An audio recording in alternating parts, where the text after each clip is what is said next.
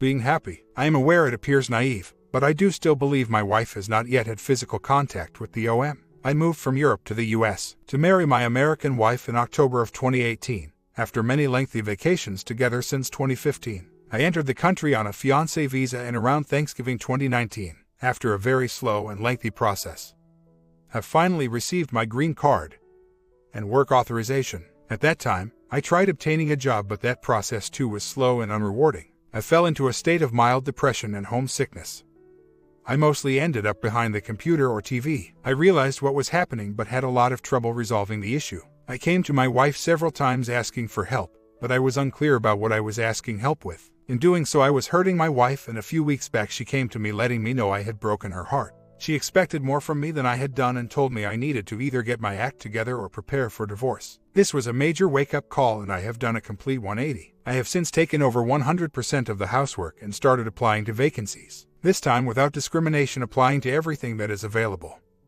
This paid off, and I finally have an interview scheduled next Tuesday. However, the harder I've been trying to work on this, the further she withdraws from me. She is also seeing another man, who lives with a girlfriend of his own. She claimed to have no feelings for him and had told him she would not go see him again. However, she did not break off contact completely. Instead, she continued to talk to him over the phone and internet. Last Valentine's Day she was upset and said she needed some time alone to go read a book in a local park. I found out, however, she went to go see him again. After this she fell ill, and I have been taking care of her as I have always done in the past. Yesterday, when she was supposed to return to work, she told me she didn't feel well enough to go to work, so I told her to call out sick. A few hours later she told me she was going to see the other man again, 4th time. Up to this point I do not believe they have had physical relations. However, I still feel she is cheating on me. I continue to work hard on fixing our marriage. However, she just continues to shut me out more and more. This is an issue she knows she has. When something hurts or has hurt her, she shuts it out completely until enough time has passed for her to distance herself from the pain.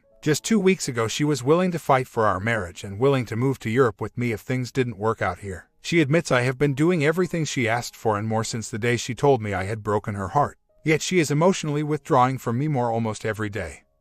There are some better days, but not many. She is willing to try some things with me, including marriage counseling. But she continues to remind me that her heart is no longer in it. She also tells me she will not stop seeing this other man. Already had the "I love you but I'm not in love with you" speech. It was merged into the "you broke my heart" speech. Since then she told the OM she wasn't going to see him anymore, but insisted on continued communication through computer. Phone. Shifted back and forth several times on how she is feeling. Then at a point where she was going to break contact with the OM completely. Gone to see the OM behind my back. Came to believe our marriage was worth saving while I took care of her the past few days when she was sick, and went back out to see the OM again as soon as she felt well enough. Yesterday. Today we went out to lunch before she had to start work, and I will be picking her up from her work in about 90 minutes. In all honesty, what I want is to wake up in the morning and realize it was all a bad dream. Realistically, I would want her to open up to me again, break all contact with the OM and focus on us. Either get her to accept I have dedicated myself to find a job here and finally got an interview set up. I despise the impersonal way applications work here. This will be my first human contact other than dismissive responses to follow-up phone calls, or to have her come back to Europe with me, which just over a week ago she was willing to do. This, however, would include her having to learn a new language and deal with the cold winters. At this point, moving back to Europe by myself would mean a significant hit in finances based on what I would have to leave behind. There is some stress as to a departure date since I refused to leave without my dog, who moved to the US with me, and airlines refusing to fly animals during the warmer months of the year. I would either have to get this over with and accept my losses, emotionally and financially, and leave, or endure here until September and take my time sorting everything. I know alcohol is not the answer, and I have never used it as such. In fact, until recently I never drank at all because I hate the taste of beer and figured I wouldn't like the rest either. But I found whiskey to be pretty good and somewhat relaxing when I tried it a few months ago. I figured I could use a little relaxing this weekend, and I don't think one bottle can do much. Days later, tonight, I have had about 4 fingers of whiskey, and that is where I stopped. I am well aware of the risk imposed by mind-influencing substances. I have downed 1 bottle of whiskey in my lifetime, which I emptied some time ago, and have felt a small desire. Yet no reason to replace. Tonight, the desire was larger, and there was some reason to it as well. I have had a short conversation with my wife. She is still recovering from sickness, was tired, and needs to be up early for work in the morning. I have not yet gone over things in great detail, but I have made obvious I will be filing for divorce within a week if she does not stop contact with the OM. She brought up moving back to the West Coast. After immigrating here, we moved to the East Coast together. Back in the West Coast, she was happier with her job perspectives and her family being close, which she says is part of why she has been unhappy. She is considering breaking contact with the OM at this point and mentioned she has considered doing so before but had not thought through the reasons for it.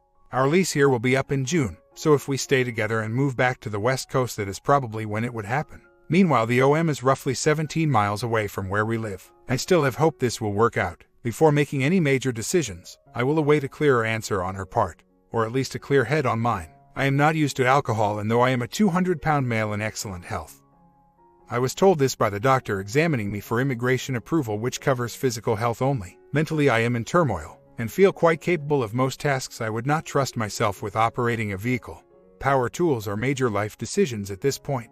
Right now, I am merely appreciating the minor numbing the alcohol has provided. During our talk, my wife spent most her time playing with her engagement ring, commenting on its beauty, perfection. Not sure if I should attribute any significance to this, but as I said, I still have hope, and the alcohol probably doesn't hurt for that. So, it's been a few days. I had become hopeful since she seemed to have cut off contact with the OM. At least I didn't see her contacting him as I did before. She was also acting like she was more willing to save our marriage. She was supposed to be with her sister, who lives a few hours from here, for a few days because she had missed her birthday. I tried calling her and found her phone was turned off, which is highly unusual for her. I then traced the phone's last known location to a motel a good 15 miles from her sister's house. I logged on her Facebook account and found a conversation she had with an old co-worker where she stated she was starting a divorce. At this point, I just want to order a plane ticket and leave. Do I have to stay in America for the divorce procedure? Today I'm telling my friends, told a few so far, and licking my wounds. Tomorrow I'll start preparing for the future. I never cared about the visa. America has its pros and its cons. I never cared much either way. I moved here for her and because she thought the winters were too cold in the Netherlands,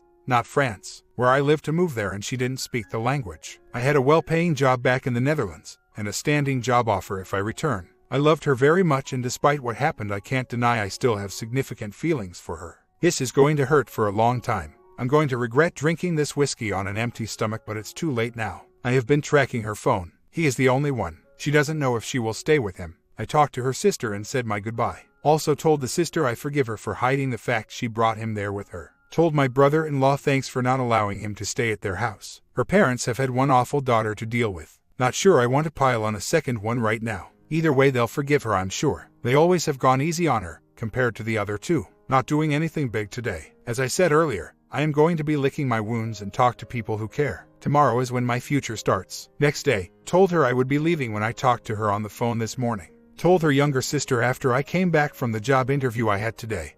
It was the first American company to offer me a chance at an interview. I felt obliged to go and explain to them what was going on and that I would not be taking the job. Didn't talk to the older sister. I'm not that close to that one. It's the black sheep of the family, even though she is finally getting her act together. She messed up 2 kids getting to where she is today. The first time we met, she didn't know much about me, but she fell head over heels in love with me. That said, she had just come out of a relationship and has never been in a relationship with someone that didn't cheat on her before me. The scariest thing in my life was when she kept telling me how perfect I was. I have always known I am not perfect and would never claim to be. I have plenty of good qualities, but they appeared wasted on her in the end. Everything is basically in her name since I came here with 0 credit history. Everything that is in my name is fully paid off or in the black. As far as I am considered, she has had more than enough chances. Before, I was willing to believe she had not slept with him. That belief has turned into a fairy tale, and I am a little too old for fairy tales. Right now, summer is coming. Suppose I have that to look forwards to. Practicing tricks with my dog in the park always did attract the ladies. Can't say I don't feel lost anymore. I might have a sense of what direction I am headed, but it still feels a long way away with considerable obstacles. Meanwhile, I am in a relatively strange country with few true friends in close proximity. Don't mistake my current state with doing all right. I have been sick and the coughing has kept me from sleeping much the last few days. Did not sleep at all last night. Took energy shots to get through the interview and medicine to keep my throat from hurting.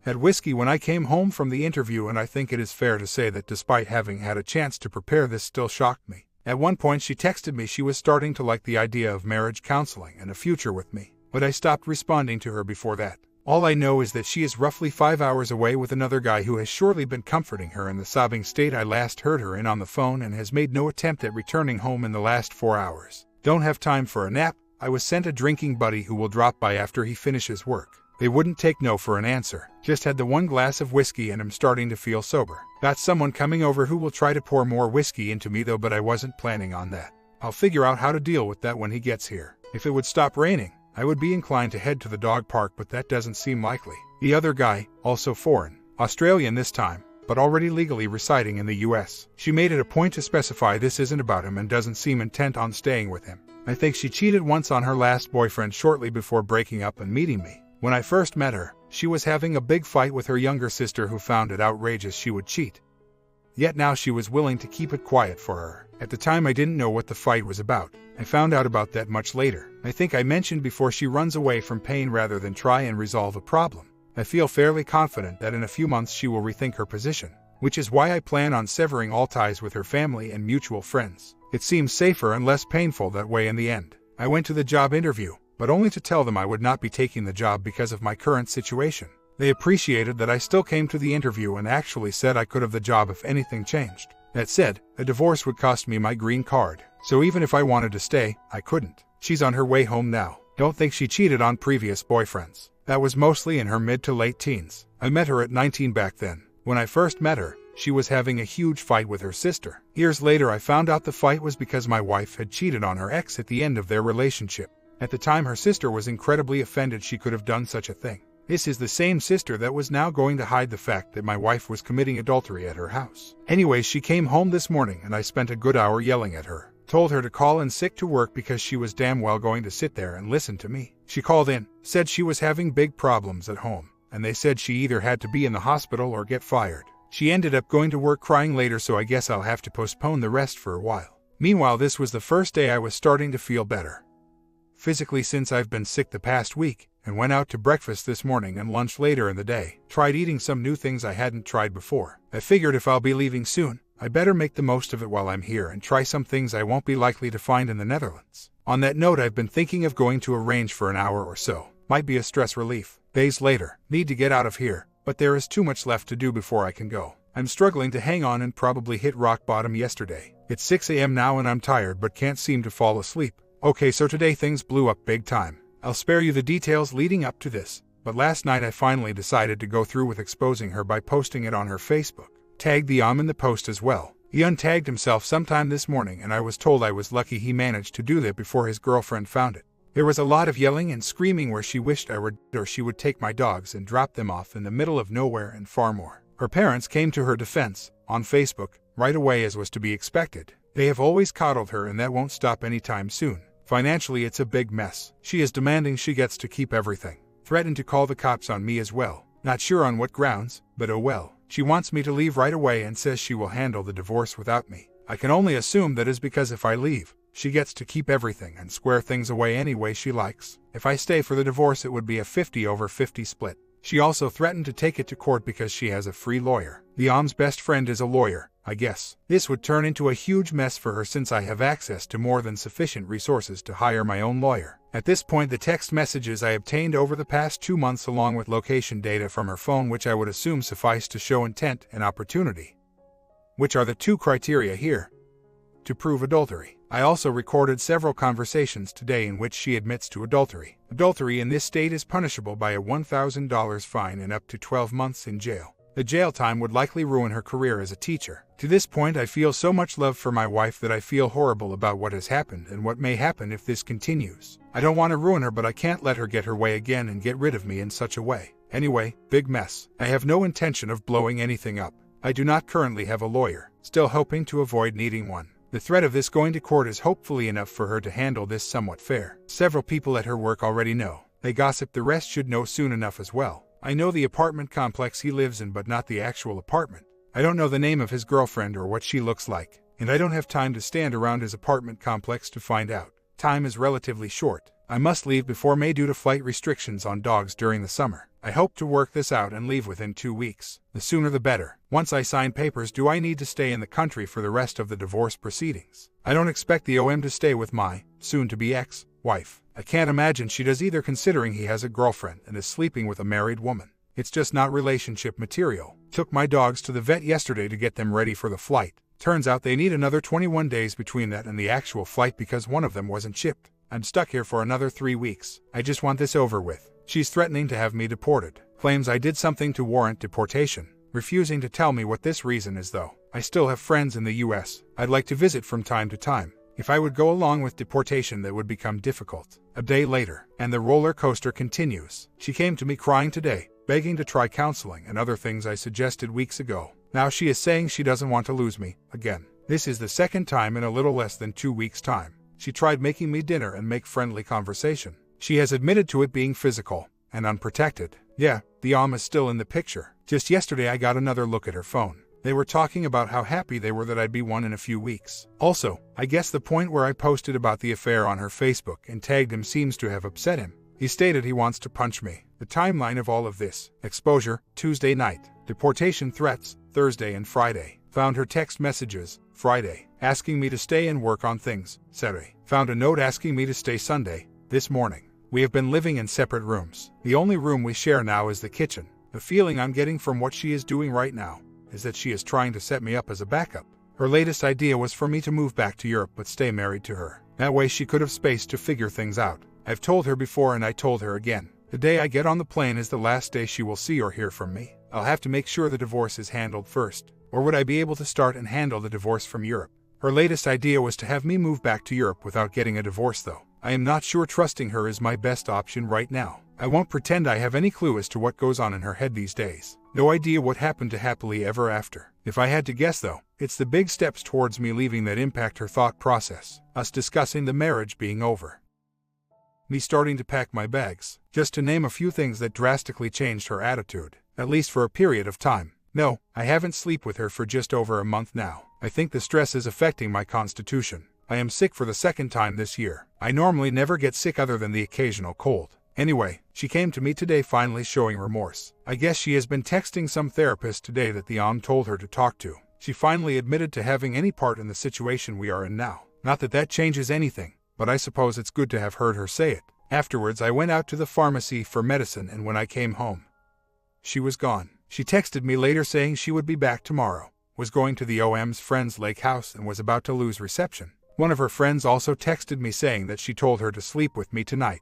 Not for the first time. She has been trying to get me to sleep with other women for a while now, one of who is married herself. She has no respect for marriage, for me or for her friends. People keep telling me she has mental issues. It's come up before and is now coming from different people, friends of hers even. Bipolar, narcissistic personality disorder, borderline personality disorder and bonding addiction have been brought up repeatedly. I'm no psychiatrist and I'm not going to judge on any of that though. She keeps trying to call, text me, says she's afraid to come home in case I'm angry. I've been ignoring all her messages and calls. Right now, the only thing I feel for her is disgust and I have no desire to talk to her. The medicine I'm taking is throwing me off a little, feeling drowsy and distant, though the feeling of distance might just be caused by the whole situation. Not sure. Definitely not feeling well though. As I'm writing this, she just texted me she is coming home. I definitely don't want to be with her anymore. I am just waiting until my dogs are ready to fly so I can get out of here. She won't move out because she has nowhere to go. The lives with his girlfriend and roommate. She also doesn't trust me with her stuff. Everything in this house is 100% hers in her mind. The last update OP provided was that he got on his plane flying home.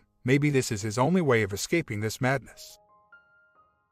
Story 2. My H and I have been separated for a little over a month now and have recently begun speaking. When he first left, he was adamant he wanted a D and refused to speak to me. I did all the things you aren't supposed to do, pleading, crying, so I stopped. I started spending time with friends. I got a new haircut. I bought some new clothes. Within the past 2 weeks, H has been reaching out more, saying he doesn't want a D, at least not right now. He'd like us to spend time together, date one another and take things slow. He always kisses me, tells me he loves me, etc. I think he is scared that if we were to reconcile, that things would go back to how they were, which neither one of us want. I know I have to be patient and let time be my friend and continue I see for myself.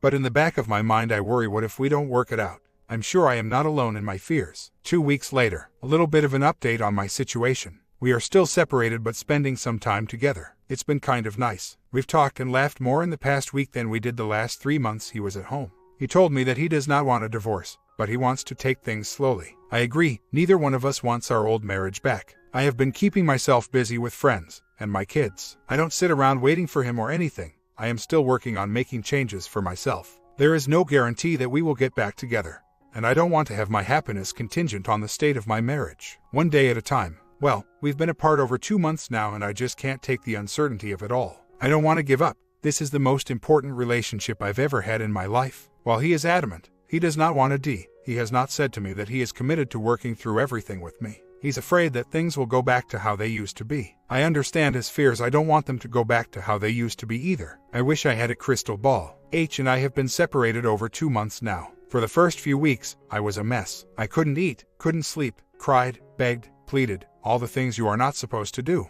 As time went on, I started to feel better. Continued with counseling on my own. Finally got the right combination of anxiety, depression meds.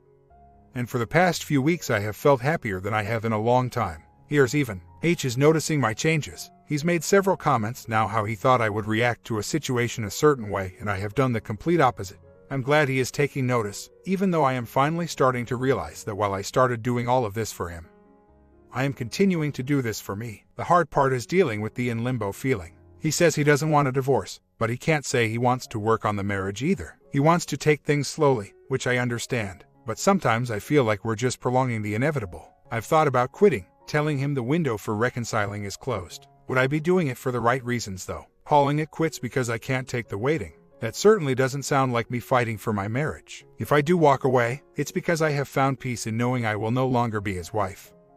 And not for self-preservation, but the in limbo feeling. Yeah, it really sucks. I still have days where I am sad, but I'm not sad all the time. I used to feel sad with moments of happiness, and now I feel happiness with moments of sadness. I'm by no means fixed, but I also believe that we are all work in progress.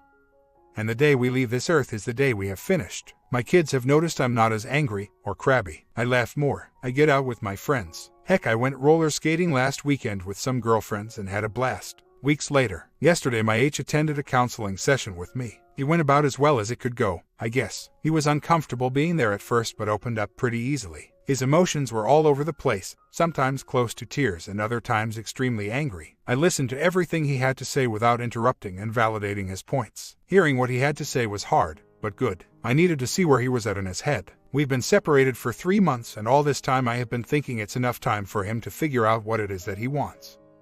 And now I know it isn't.